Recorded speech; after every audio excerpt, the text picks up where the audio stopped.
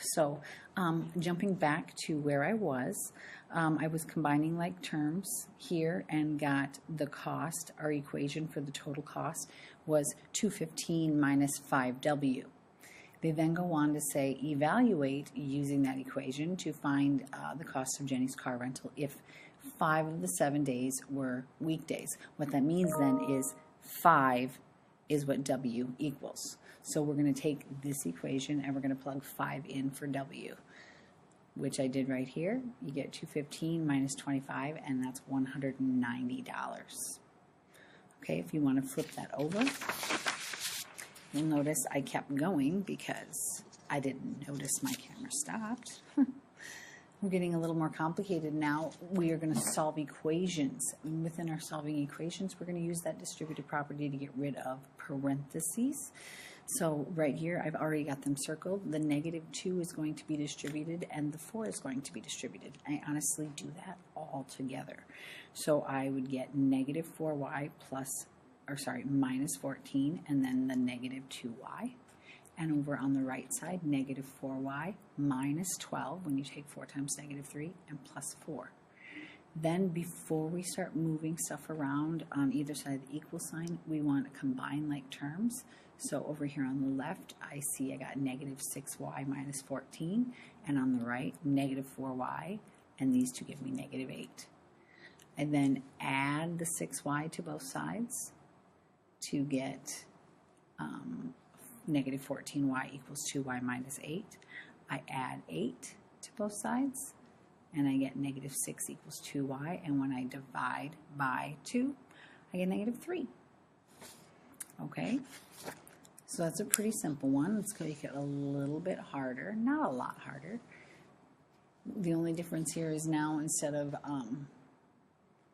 two sets of parentheses, I have 3. But you'll notice on the left side, when I distribute, also it gets complicated because we get an x squared.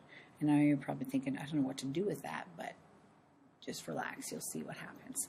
So we get 2x squared plus 8x, and then the 7 is not in the parentheses, so I just bring 7 down. Over here on the left side, you know this x plus 8 is in parentheses, but there's no number being distributed, so I'm just going to leave it x plus 8. But now on the second group, I have to distribute the 2x, so I get 2x squared plus 2x times 1 is 2x plus 12. Again, before I move anything around, I'm going to look for like terms.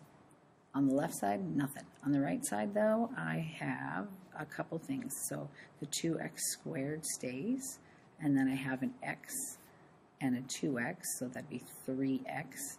And then 8 plus 12 would give me 20. And over here, nothing to combine anyways. Now, take a look. Some of you are probably panicked. Yeah, I don't know how to solve something with an x squared, or maybe you just were not sure, but look what happens.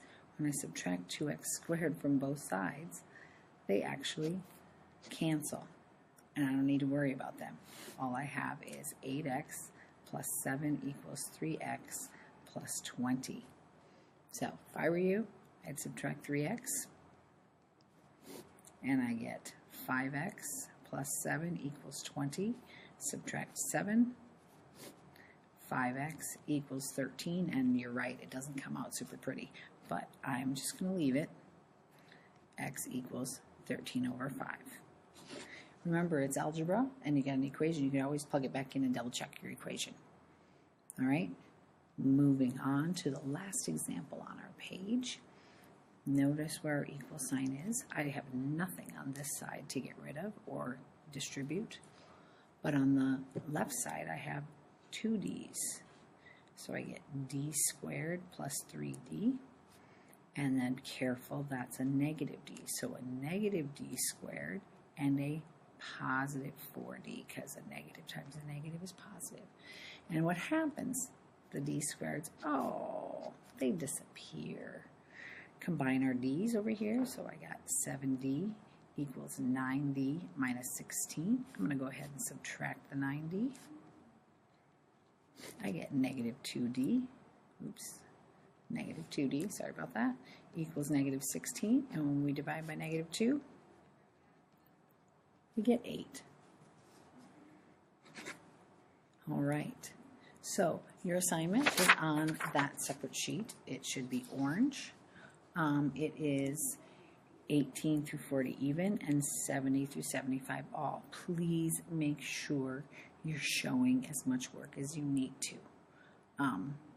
And just be careful, take your time, watch your signs. In the first one, we're just finding products. In the second one, you're just simplifying, so distribute and combine like terms. In 30, we've got an equation. And then 32 through 40, 32, 34, 36, excuse me, you are solving.